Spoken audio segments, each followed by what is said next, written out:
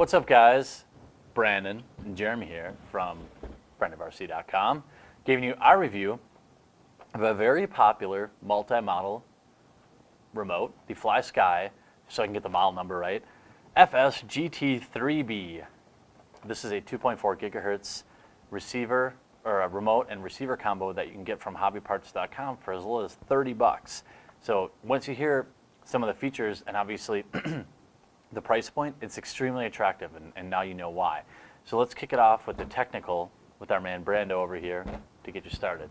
Well, if you want to run through a few of the basic features, if you want to compare this to other remotes, it has all the features you're looking for. You get exponential, dual rates, obviously sub trims, your trim knobs, your reversing, everything you need on a programmable radio, as well as, like you said, 10 model memory, and you can name the models as well. Some people ask me, can you adjust the steering wheel in terms of offset, the drop down? No, that's fixed, but it's at a pretty comfortable position. I was pretty happy with how it felt.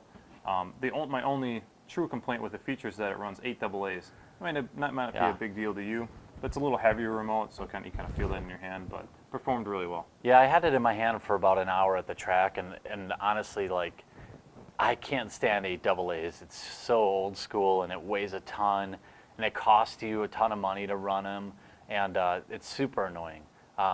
But you know, in terms of usability, honestly, it was super easy. Like, you have a big, easy power button on the back here.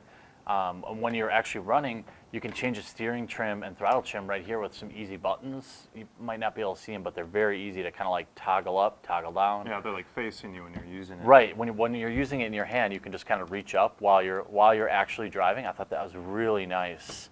I didn't mess with this stuff here in the front too much, but it was really nice to kind of be like steering around. And when we first put that low C on the track, it was like, you know, real easy to kind of adjust it. The LED screen is very easy to read indoor, the display here, and it uses kind of a simple display mechanism. It just kind of grays out what you're not doing. So if you're adjusting the throttle trim, you know, it grays everything else out, and all you see is that, and so on and so forth. So pretty intuitive, fits in your hand just fine. Can't stand the 4 AA's or 8 AA's, but that's not a huge deal, which goes right into cost of operation / durability. Assuming you've already bought it, the 8 AA's is a knock, and that's really your only cost of operation with a remote like this. Now the receivers are super cheap. Yeah, like dirt cheap. Less than 10 bucks. So when you're comparing it against like a DX3R where you're paying $100 every receiver, it's pretty appealing, especially for a basher. Yeah, absolutely. Say that again. Yeah, and that is dirt cheap for a radio system. Yeah, when we got this, our friends over at HobbyPartz.com sent this to us. I couldn't believe how cheap it was. I will say you're going to run into some of the same issues you will with any kind of like bulk, affordable radio system. Is, you know, a percentage of them are going to be DOA when you get them. One knock on this is it was a total pain in the ass to bind for the first time. I don't know why. Did we ever figure that out? It took like 3-4 attempts for it to actually take the bind, and I couldn't even tell you what it was because I tried it 3 times in a row as per the manual, as per everyone said online, and the 4th time it just took and it went. So if you're having trouble binding, just keep at it. I don't know what it was. It might just be real picky in the timing of when you're actually hitting the buttons. I will say what I do like on this guy though, a dedicated bind button. This little guy right here is the bind button. So you're not going in the menu just to find your bind. It's just right there, always ready to go.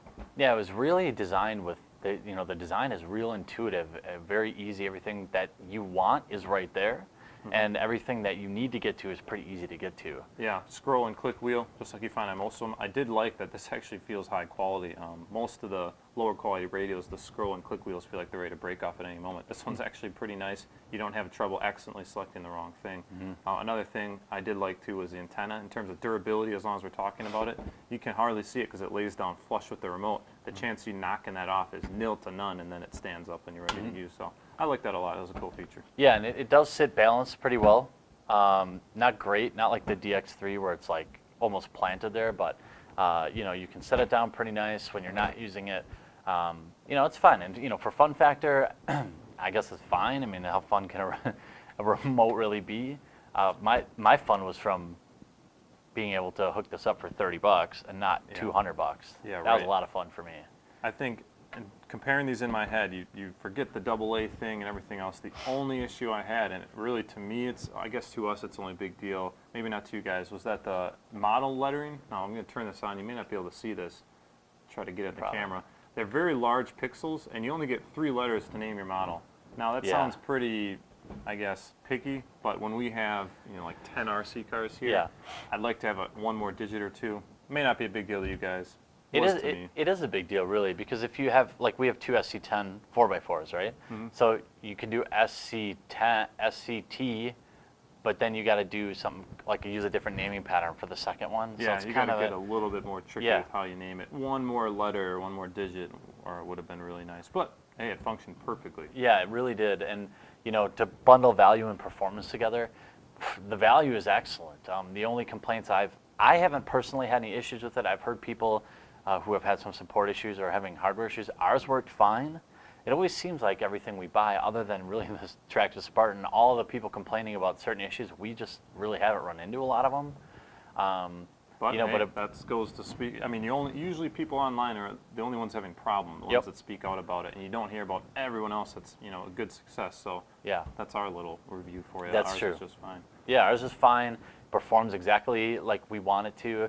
And if I go back, would I buy it again? Yeah, I probably would. I'd buy this thing for all of our bashers. There's no doubt about it. Why not? I mean, if we would have gone this route instead of the Spectrum in the first place, we could probably have 5 more RC cars Yeah. in place of that. I mean, it's so cheap to operate.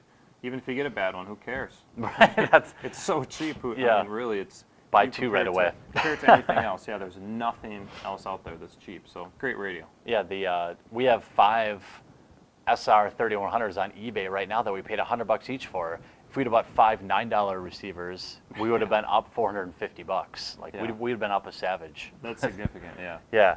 So if you have any questions about the FlySky, this is the 3 channel, I believe, right? Yep. FSGT3B. Post them up on down below, or shoot on over to our website at friendofrc.com. Thanks. See you guys.